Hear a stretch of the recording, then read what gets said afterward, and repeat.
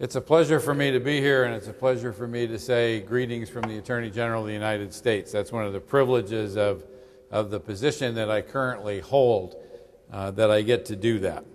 I have been with the COPS office now for about 3.5 years. It is a vastly different place than being the police chief in Pasadena or anywhere else.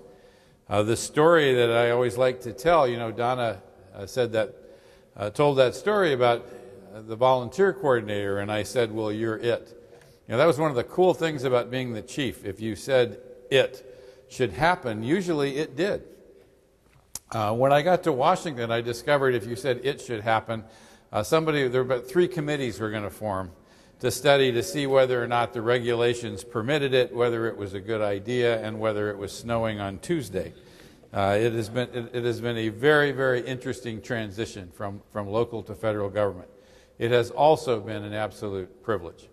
I have gotten the honor of traveling around the United States. I've been to 32 states and 2 foreign countries, visited police departments, sheriff's departments, and tribal policing agencies around the nation, looked at the work that people were doing, and looking at how people are trying to integrate Homeland Security and community policing. It's nice to see the Secretary Napolitano, who, since the time she walked in the door, has been talking about the fact that Homeland Security begins with hometown security, and this recognition that the first sort of force on the ground, if you will, when it comes to defending this country is actually with local law enforcement. Some years ago, I was at the Police Executive Research Forum conference in Phoenix, and the director of MI5 or MI6 was there, and he was talking about how they had dealt with terrorism, particularly in mainland UK with the IRA over a 20-year period. And he described this system whereby it was dependent on 2 things. One was the relationship between the local constable and the local citizen, and that relationship empowered the resident to give information about things that might be unusual to that constable, which sounds an awful lot like community policing. And the second part of that was that constable could then sort of tap into the national pipeline and send things up the chain and get a response. And that he described the system and how well it worked. And I had to ask him, I said, that sounds marvelous and beautiful in its simplicity. How did you do that? And he paused for a minute and he leaned over the microphone like this and he said, 30 years of unremitting error.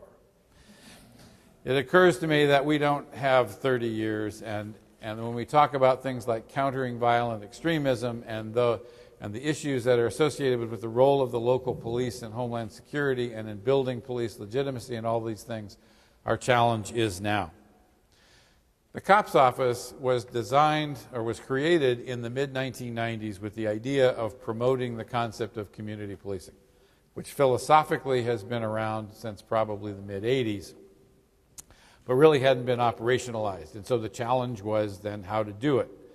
The good news was that money was put into the COPS program, and the idea was that officers were going to be hired to sort of engage in community policing projects and to help local law enforcement agencies advance community policing. The unfortunate part was that at the same time, the Clinton administration announced that it was going to put 100,000 additional officers on the streets of America. And the funding for that and the administration of that, as many of you may remember, went through the COPS office. The good news was it was successful, but the bad news was that it branded the COPS office as kind of the federal hiring program. I used to say that when I was the police chief, I did not need to be incentivized to do community policing. For reasons I'll talk about in a little bit, I thought it was important. I thought it meant a great deal. I didn't need anybody to sort of reward me for it. What I did need was some more police officers. And I really viewed the COPS office as kind of the federal ATM machine. And I figured that if I could learn the PIN code, then I could get some more police officers to come and help me do my work. And in point of fact, I think a lot of chiefs and sheriffs around the country looked at the office just like that. In the early part of 2000, and particularly after 9/11, the COPS office really went into hibernation. The funding was not there. The funding was deviated over to the Department of Homeland Security. I think I used to go back in my role in Cal Chiefs and on the PERF board and make the argument that in many ways a terrorist was simply a criminal with a political agenda who might be willing to die in the process. But that the information exchange and the things that were needed were no different than standard police work, and that the policing and the local officer and the local deputy sheriff were on the front line, not on the response line. Fortunately, over the last few years, I think we've seen a profound change in that. But as we come up to 2008, 2009, the economic downturn that slammed into this country full bore has impacted America's policing in very profound ways. And it changed the whole discourse of what I've been involved in since I went to the office. Because the fact of the matter is that we were no longer simply about promoting community policing, but we were about how do we help agencies deal with the changing reality of laying off officers. One of the things I was surprised to discover was that there was no central place in the federal government that was collecting data on the number of officers in the country. The Bureau of Justice Statistics has what's called a law enforcement census that they do every 3 years. But the last one had been done right around 2008, and it had been done before the economy really started to hit home. So the COPS office did a national survey. We worked with a couple of agencies, PERF among them, and tried to figure out what has been the impact of the economy. And what we know is that the numbers that I'm about to give you, and this was published in a report in the fall of 2011, the numbers that I'm about to give you are low. But in the 2 years between 2009 and 2011, at least 12,000 officers were laid off around the country, off their jobs. An additional 35,000 positions went unfilled or unfunded. So as people retired, they simply weren't replaced. And lastly, in the 1 year prior to the issuance of that report, 28,000 officers at a minimum were furloughed 40 hours or more during the previous 12 months. So the impact on law enforcement capacity has been huge. In addition to the economy, and I'm going to circle back in a minute and talk a little bit about what I think the economy is doing to America's policing, there are really three other factors that have been at play, sort of social changes, if you will, that have also impacted policing, and I suspect most of you have watched them happening in your various jurisdictions, whether you actually thought about it or not. One of these has been called the changing nature of harm. It's a term that's used by the Royal Canadian Mounted Police, and what it talks about is the crimes that we need to defend the public and defend citizens from are shifting in some ways. We are focused, local policing has always been focused on sort of the maintenance of public safety and public order and crime on the street. But sometime in the last 2 or 3 years, according to Director Kurlikowski of the Office of National Drug Control Policy, starting about 3 years ago, more people died from prescription drug overdose than illegal drug overdose. And the abuse of prescription drugs far outstrips the illegal use of narcotics that are sold on the street. The issue of technology and what it does to people. Very often when we talk about cybercrime, we think about this big stuff, like did China hack the Wall Street servers? And that is certainly legitimate. But from a local policing perspective, if your local resident has their bank account drained because somebody was engaged in identity theft, do we have the capacity as an agency to respond to that? That nature of harm, that nature of what it is that people care about is changing significantly. The second area of change is in that of public expectation. The tragedy that has unfolded in Southern California over the last few weeks, I don't ever say these idiots' names, but you know who I'm talking about, the guy who was killed in San Bernardino, but not before he killed two citizens, not before he killed 2 police officers, not before he sort of publicized himself on the 5 p.m. news.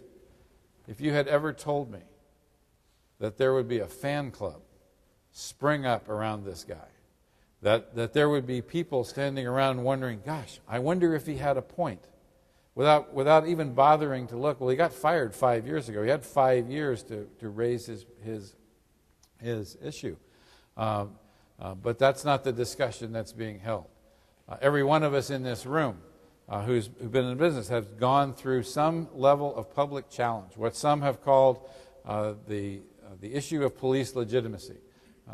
It's a phrase that Professor Tom Tyler from Yale uses, and it has to do with public acceptance and public expectation of the police. Somehow, we have become, police have become the focus of change. A few years ago, I went through, there was an officer-involved shooting in Pasadena. It was very controversial. I went to and it was one of those situations that probably shouldn't have been. At least it didn't feel like it should have been, because the gentleman, the suspect in question, had a weapon. He had fired it. The officer shot and killed him. It was tragic, but it did not seem unusual. But there was a crisis of public confidence. To show you the degree that I underestimated what was happening in the community, there was a community meeting on a Saturday, and I invited, my wife asked if she could go with me. She's sitting in the audience here, and she asked if she could go with me. I said, sure. I've done community meetings before. It was 3.5 hours of people suggesting to me that I do things that were anatomically impossible, and among other things, when they weren't wishing that I was dead. It was a very, very, very difficult meeting, and it became apparent in listening to the people once I sort of got past the initial barrage of anger that they weren't even talking about the shooting. They were talking about these social issues. They were talking about the fact that their kids were dropping out of school, or they had no work, or they couldn't afford their houses, or all these other things. They didn't even mention the officers, but once or twice. And this recognition that somehow we in policing are the face of government for most people. And very often we are the face of government. We may be the only face of government that many people even see. And there is this sense that we are at least rational actors. And so we can look to the police, the public can look to the police to ask for change when they know that there may be other arenas that they don't feel that they can touch. And the last area is the changing demographics. One of the things that's seen in this country, the change in populations, the change in ethnic communities in our major cities. I went to Portland, Maine, about a year ago, for an event, and discovered that they have a huge Somali population in Portland, Maine. Who would have thought? The largest Afghan population in the country is in Fremont, California. The largest Bangladeshi population in the country is in fact, the largest Bangladeshi population outside of Bangladesh is in Portland, Oregon. There are these communities that we have to connect with. And the days of saying, well, the way we respond to diversity is we'll simply do our hiring numbers in a certain way, is probably shifted and probably changed and requires new challenges.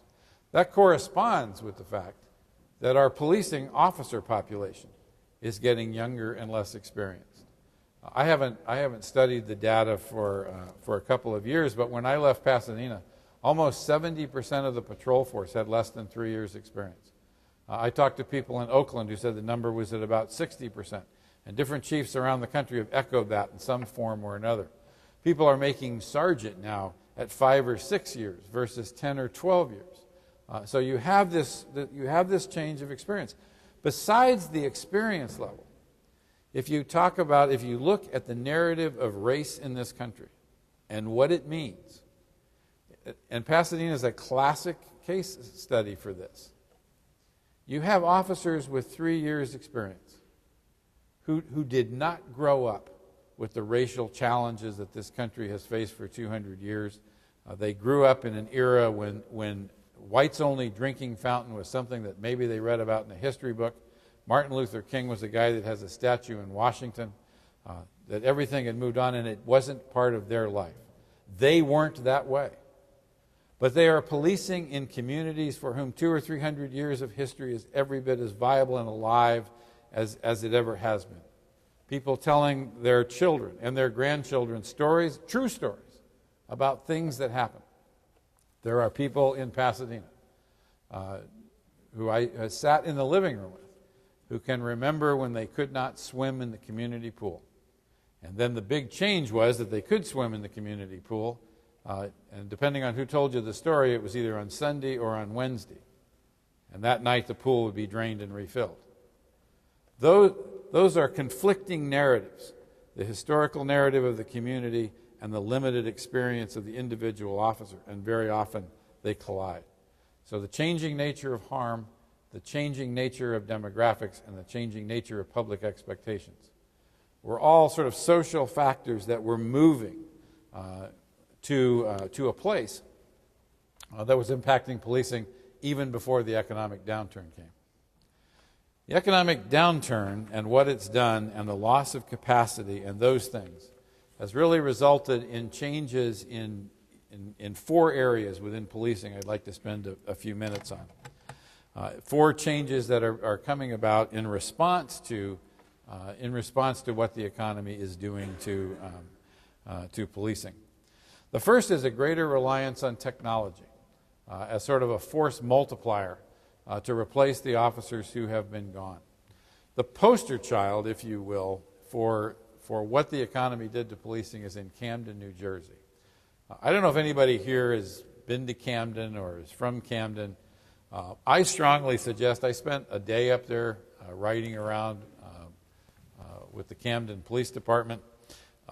If you haven't been to Camden and you think you have problems in your agency, I would challenge you to go to Camden.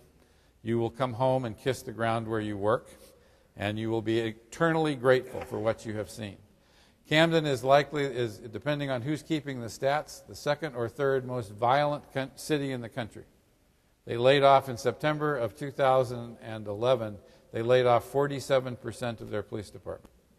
Every officer with less than 14 years experience was unemployed on the same day. People were demoted 1 and 2 grades to fill that gap. They are now going through the process of a regionalization effort, which I'll talk about in a second. But one of the ways that they tried to respond to that challenge was to blanket about 2/3 of the city with closed-circuit television cameras and assign an officer to monitor the cameras and dispatch the cars based on what they were seeing on the cameras. It's an interesting response. They were having discussions. About allowing neighborhood watch block captains to actually log in from their home computer to a camera in their area and do the same thing. Now, I don't believe that they have ultimately done that, but they were talking about doing that. There are clearly some challenges with that idea, but this idea of things like online reporting, the use of these cameras, there's all kinds of ways that we are attempting to make technology sort of a replacement for the officers who were lost. The challenge, I think, is to make sure that the technology supports the mission and not the other way around.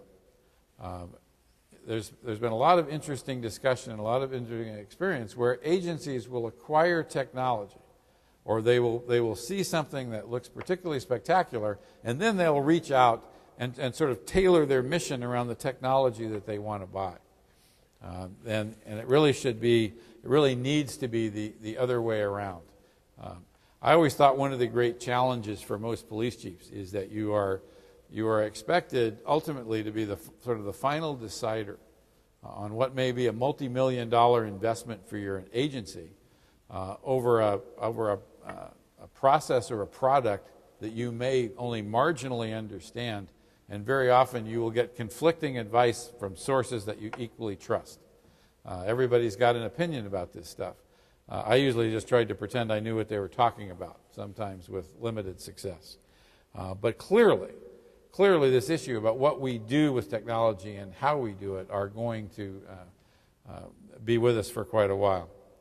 The second area, and it's not such a big factor in California, but it is in other parts of the country, and that's greater reliance on civilian employees. both as employees and as volunteers. Most of the agencies in California have anywhere from 30 to 50% of their workforce is civilian. But many parts of the East Coast and the Midwest, that number is still around 10% or 15%. And there are changes, underway about that. And there are agencies that are really doing marvelous things about expanding their volunteer program. Like Donna made reference to. Denver PD grew from nothing to close to 1,000 volunteers. And I'm not talking about people that answered the phones or did the Walmart greeting thing at the front door of the station. I'm talking about people who are evidence technicians, traffic control experts, certified people that went through departmental training so that they could be certified in particular areas of talent. High Point, North Carolina has an evidence collection group. Pasadena had and this was a piece of Donna's work, the entire identity fraud section was all retired persons, both law enforcement and banking, who did all the identity theft investigations. One of the most underutilized resources for most departments is retired officers. I had somebody point out to me one time that in academia, for example, when a professor retires, they make them a professor emeritus. They get to come back and lecture. They get invited back for discussions. People ask them what they think. Think about what happens when somebody retires from the police department. We usually give them a nice dinner. If they live around someplace, or there might be a few people that they know or they hung out with that are still in touch with, how often do we ever invite them back and ask them what they think? One of the areas that the COPS office is looking at is something in Providence, Rhode Island called the Teaching Police Department, and it was based on the observations of a police chief who, when he was being treated for cancer, noticed that about once a week his doctor would sit in front of a group of other doctors and talk about the fact that, well, this is my patient, and this is how he presents, and this is what his symptoms are, and this is what I've done for him, and this is the medication I'm given. And there would be this back and forth dialogue about how to treat the patient. The chief said, I don't ever remember having my homicide detective do anything like that with cases that were unsolved. Some version of grand rounds, for example, to solve homicides, may be another version of how we do this. Bringing in retired officers to look at cold cases is what some agencies are now starting to do. There are resources out there that we need to take greater advantage of. The third area, and perhaps the most controversial, is regionalization and consolidation, either of the agencies in total or at least core services. And that is occurring all over the place. There are agencies going out of business, so to speak, every day. They are either swallowed up by a larger agency, they merge with somebody. Camden, as I mentioned, is trying to be part of a county police department. One of the things I've noticed living on the East Coast is the presence of these county police agencies. They still have sheriffs, but the sheriffs really are limited primarily to court security, and in some cases not even custody. And they have these county police departments that merged a lot of the small towns around a lot of the metropolitan areas.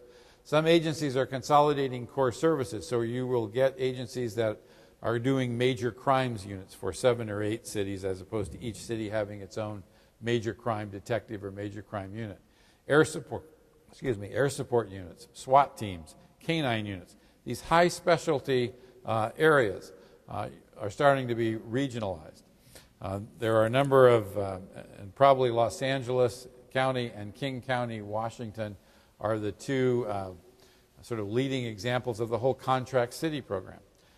National Sheriff's Association is very concerned about the fact that there are agencies, particularly in the mountainous West, small cities who have simply closed their doors and said, you know what, Sheriff's Department under state law, you have to police us, so have at it. That doesn't really define anything more than a minimalist amount of service, but it is indicative of a very profound change that's underway. The fourth area of change is the area of alternative response to radio calls. And that is one that I think doesn't get enough time and attention.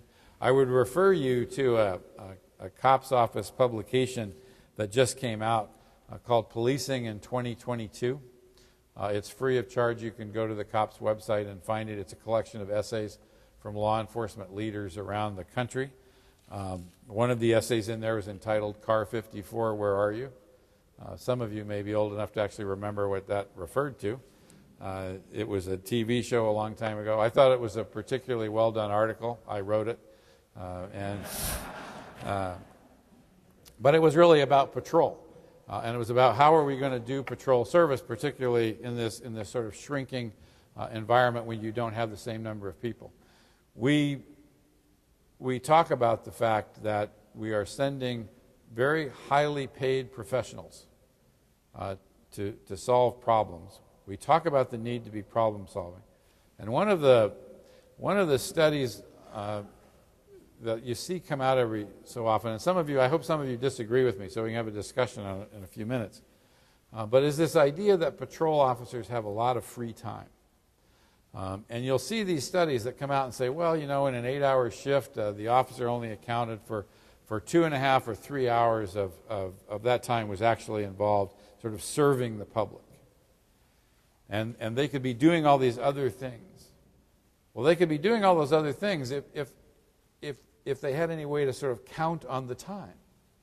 But if you think about the nature of how patrol is structured, an officer can drive around for 2 hours and quote-unquote not be doing anything, not responding to anything, but that officer has no way to know when that radio is going to interrupt him or her and say you need to go to this place or you need to go and do that.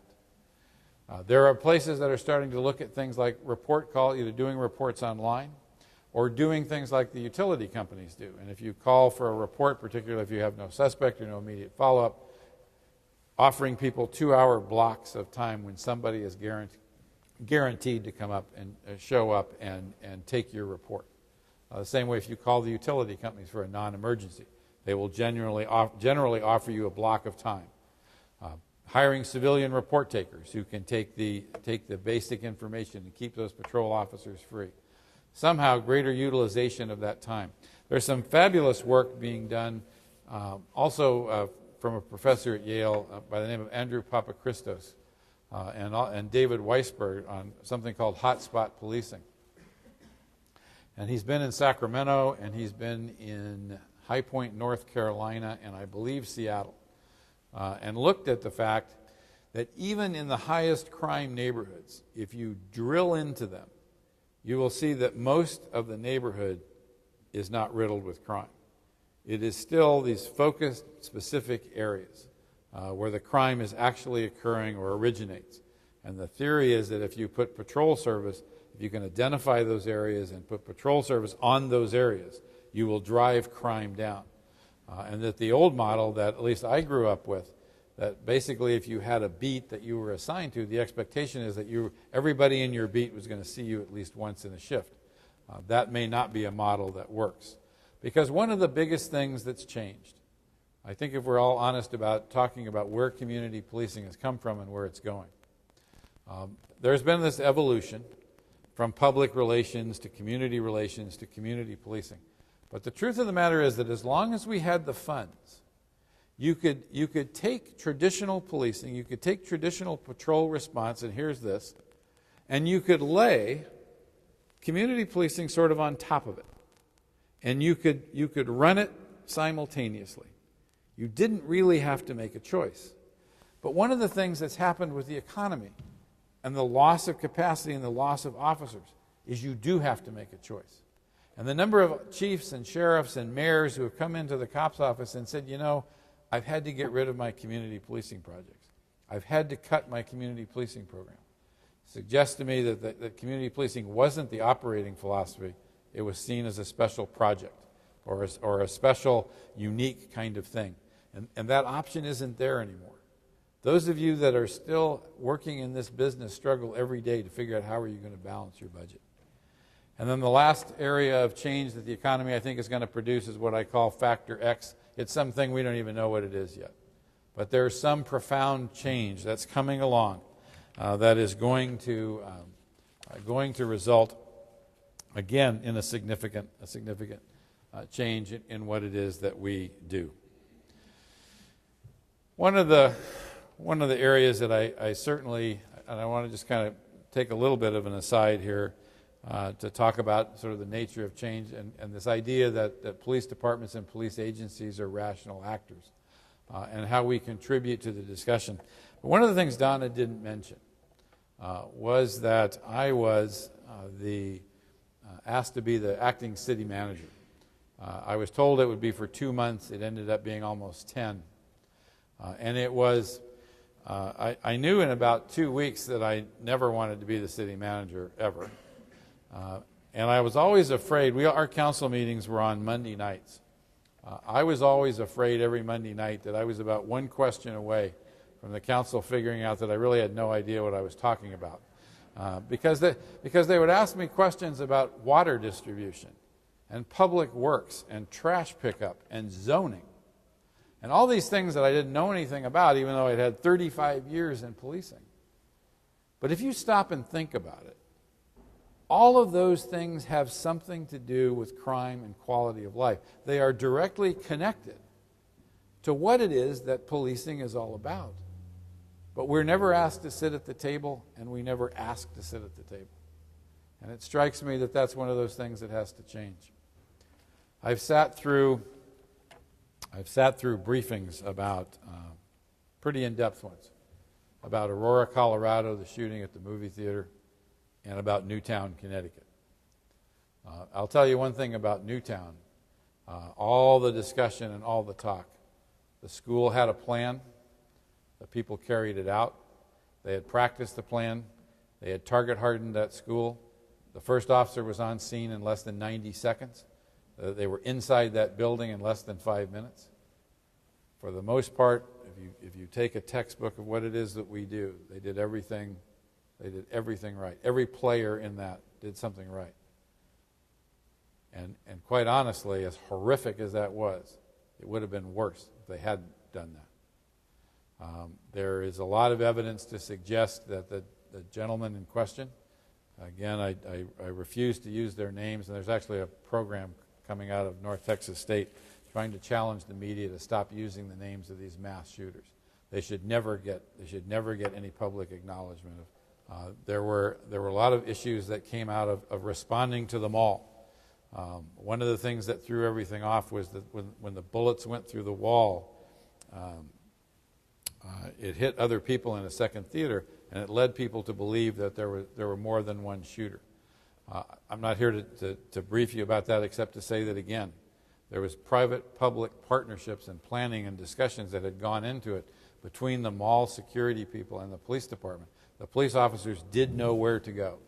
They did know what to respond to. They did know how to do this. As the chief, Dan Oates from Aurora, told us at a meeting, he said, "You know, I realize that I have joined a club I never wanted to be part of." When Aurora unfolded, he got calls from the police chief at Virginia Tech and the police chief from Jonesboro, Arkansas, and a couple of other places to say, "Hey, what can we do? Here was our experience." And when Newtown happened, he realized he was on the phone with the police chief from Newtown and the Connecticut State Police. All of this, you know, who would have thought? When we talk about the changing nature of harm, who when we started this business, thought that we were ever going to have to think about somebody coming in and shooting as many elementary school-age children as they could in a relatively short period of time? The nature of harm and the nature of society is changing. So in conclusion, before I open it up for questions and discussion, and I hope we will have some, I want to leave you with a couple of thoughts. These changes are coming about. They are occurring. Nothing that I have mentioned today is speculation on my part about what might happen. This is what is sort of unfolding at varying speeds and varying paces around the country. And each of you in this room is sort of at the cutting edge of that change, the cutting edge of managing that change in a way that even 10 years ago we didn't think was necessary. If any of you think that you just have to hang on long enough for the economy to come back and things will go back to how they were, I would really challenge you to visit that assumption, because I don't believe that that will be the case. The economy will come back. The economy will improve. But policing and the resources that city managers and mayors are willing to put into policing and public safety in general over the next, as we go forward, is unlikely to return to how it was. Secondly is that periods of change are profound and difficult. I remember going through command college, and there was a guy, an really interesting man, named, his legal name was FM 2025. He'd apparently changed it to that. I didn't say he was psychologically stable. I just said he changed his name. FM 2025 stood for future man. And 2025 was what he thought would be his most interesting year. And one of the things he pointed out was that there are these periods of change, and what he focused on was the Renaissance, and I had never thought about this. He said, we look back at the Renaissance and we think that was fascinating. Changes in religion, changes in science, changes in art, all this stuff. He said, it is fascinating and great. From the perspective of 400 years in the rearview mirror, he said to live through it was horrible, because everything that you knew to be true at the front end is now changed, turned on its head, thrown out the window. There's a woman in San Francisco named Mary O'Hara Devereaux. She's written a book called Navigating the Badlands. It is her belief that we are in the middle of another Renaissance-like period of change, that it started in the mid-1960s and that it will run till about 2025, coincidentally. And that we are in the midst of all these changes, again, in religion, in social structure, and this isn't a sociology lecture, but just think back to when you were 15, 20 years old, and remember the things that were true. I grew up in segregated Tulsa, Oklahoma.